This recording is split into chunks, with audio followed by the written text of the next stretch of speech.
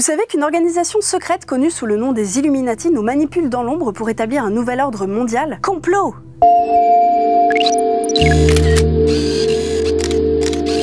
Selon une célèbre théorie du complot, les Illuminati sont une société secrète qui tirerait les ficelles du pouvoir en coulisses pour dominer le monde. Mais d'où ça vient cette théorie? Déjà, fun fact, à l'origine, les Illuminati ont réellement existé. On les appelait aussi les Illuminés de Bavière. Cette histoire nous amène la nuit du 1er mai 1776, au cœur d'une forêt bavaroise près d'Ingolstadt, en Allemagne. Notre personnage principal s'appelle Adam Weishaupt, il est prof de droit canonique. Alors c'est pas ceux qui étudient les canons, hein, c'est plutôt ceux qui étudient les lois régissant l'église catholique. Du genre, le pain sur la table, c'est à l'endroit et pas à l'envers, le vendredi c'est le jour du poisson et le dimanche je suis des patates au beurre. Et donc c'est dans cette forêt que ce bon Adam et ses 4 poteaux se sont dit comme ça au débeauté. Et si on se faisait une bonne petite omelette au girolles en rentrant? Et aussi, venez on fonde une société secrète pour s'affranchir de l'influence de la religion sur le gouvernement et apporter au peuple une nouvelle forme d'illumination. Ce qui se rapproche un peu des idéaux des philosophes des Lumières, hein, dont Weishaupt a lu tous les bouquins quand il était petit. Et oui, c'était avant l'époque de Wapiti et Tupi, du coup on faisait avec ce qu'on avait, quoi. Ainsi naquirent donc les Illuminati. Illuminés, lumière, c'est bon, vous l'avez. Leur objectif principal, c'était d'influencer en cachette les décisions politiques et de perturber la monarchie et l'église. C'était le poil à gratter des institutions, quoi, en gros. Et l'emblème des Illuminati, alors? Les connaisseurs vont me dire que c'est ce fameux œil dans un triangle, hein, vous savez, l'œil de la Providence. Et bien que nenni, parce qu'en fait, c'est la chouette, le symbole de la déesse Athéna. Parce que pourquoi pas, hein. Quant à l'œil dans un triangle,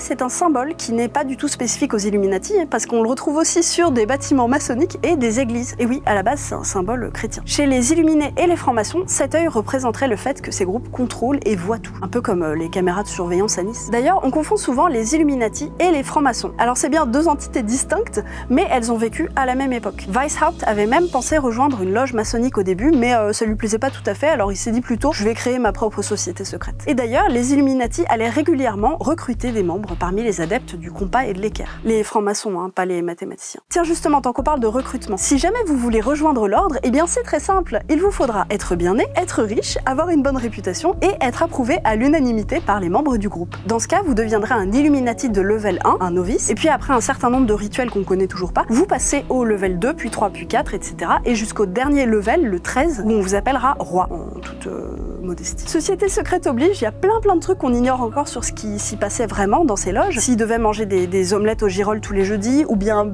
penser à refermer l'abattant de la cuvette des toilettes sous peine de passer la nuit dans la cage à chouettes. Mais ce qu'on sait, c'est que les membres devaient par exemple porter un pseudonyme antique comme Spartacus, non je rigole pas, dresser la liste de leurs faiblesses et révéler les noms de leurs ennemis. C'est un peu un mélange entre un entretien d'embauche et Death Note. Et il a eu du succès cet ordre bavarois. En 1784, il comptait entre 2000 et 3000 membres. Des nobles, des étudiants du fondateur de l'ordre, des médecins, des intellectuels, des avocats et peut-être même des stars de l'époque, mais on sait pas très bien vu que c'était secret. Bon, par contre, il aura pas vécu bien longtemps, hein, ce gang. En 1785, le duc de Bavière a appris son existence, celle de la société secrète, hein, pas de lui-même. Du coup, il a promulgué plusieurs édits pour dissoudre cette société, arrêter ses membres et puis carrément les condamner à mort. Et c'est ainsi que s'est achevée l'histoire des Illuminés de Bavière, moins de 10 ans après sa naissance. Et dire qu'on en parle encore 3 siècles après. Parce que selon une théorie du complot bien connue, mais sans aucune preuve tangible, cet ordre continuerait d'exister dans l'ombre et de tirer les ficelles du pouvoir, prêt à instaurer un nouvel ordre mondial. On retrouverait même des célébrités parmi ses membres, comme Beyoncé ou Jay-Z. Alors je vous rassure, hein, ils ont tous nié leur implication là-dedans, et entre nous, est-ce que c'est pas exactement ce que ferait un Illuminati? Perso, je suis intimement persuadée que les Illuminati sont derrière l'assassinat de JF Kennedy, le 11 septembre 2001, la défaite de la France à l'euro et le dernier album de Gims. Et d'ailleurs, je fais régulièrement la chasse au triangle et à l'œil de la Providence dans toutes les vidéos et les photos que je vois passer. Pas vous?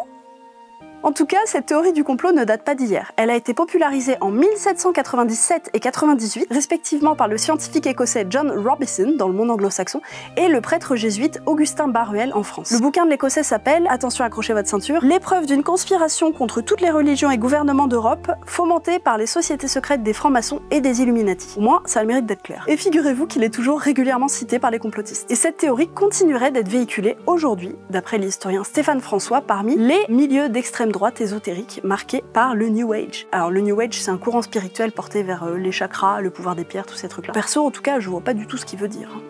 Allez, je vous laisse, c'est l'heure de ma séance de sylvothérapie.